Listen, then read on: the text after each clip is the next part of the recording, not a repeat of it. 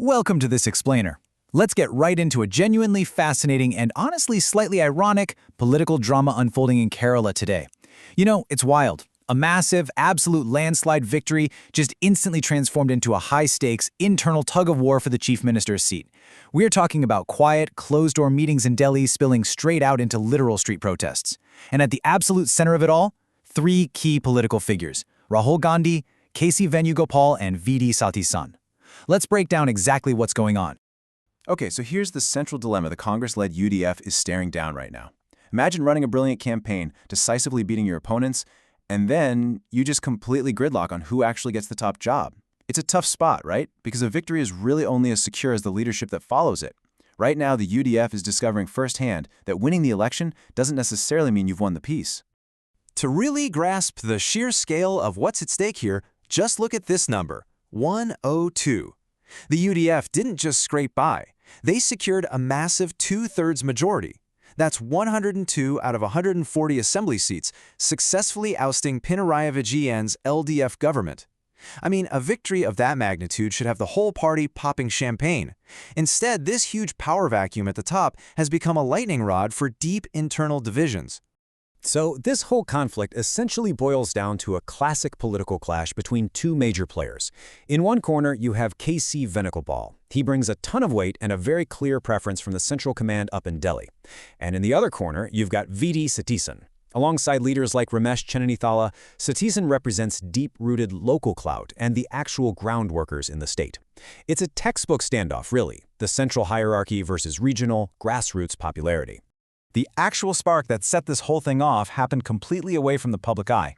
Sources tell us that right before the official Congress leadership meeting even kicked off at party chief Mallikarjun Kharge's residence in Delhi, Rahul Gandhi held a private meeting with K.C. Venugopal. Now, in politics, a separate private meeting like that, it's a massive signal. It clearly broadcasted Rahul Gandhi's favor for Venugopal for the chief minister post, and will that completely set the stage for an intense showdown once the regional leaders actually arrived. But, as you might guess, that backing from Delhi did not stay quiet for long. It triggered an immediate, fierce pushback right on the ground in Kerala. We aren't just talking about people grumbling in back rooms here. This erupted into literal street protests. Party workers started a vicious poster war, specifically deriding Venugopal. And here's the kicker. Sources suggest these open acts of defiance were allegedly supported by V.D. Sathi himself, dragging this whole behind-the-scenes battle right out into the open streets.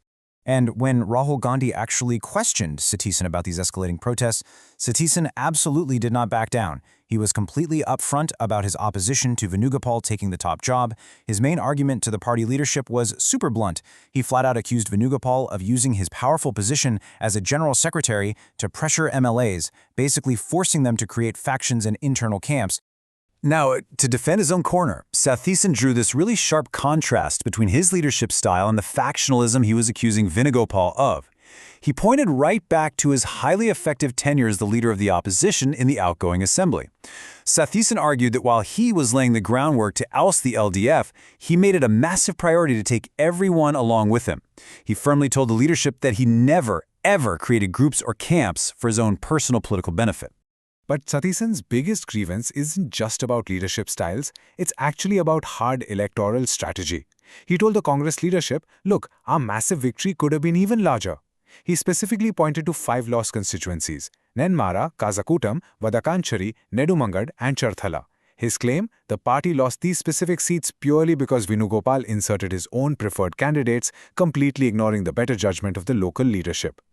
All right, but here's where things get really tricky. In Kerala's complex political landscape, personality clashes eventually just hit a brick wall of hard data. The central command in Delhi might totally have their preferred candidate, but they are absolutely bound by the realities of coalition math. The Congress party simply cannot make this decision in a vacuum. Let's actually break down what that math looks like so you can see why everything is so paralyzed. If you look at the anatomy of the UDF's 102-seat victory, it reveals a pretty fragile truth.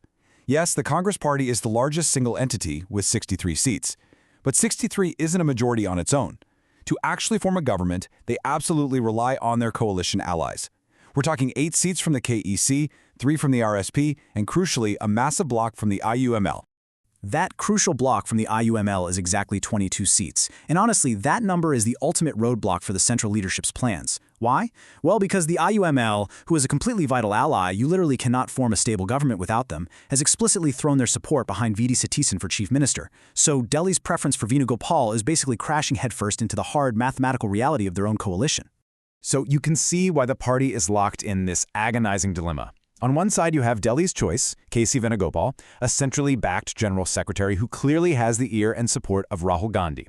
But on the other side, you have Kerala's choice, V.D. Satisan, a locally supported leader who, along with vital allies like the IUML, actually laid the heavy groundwork for this massive victory.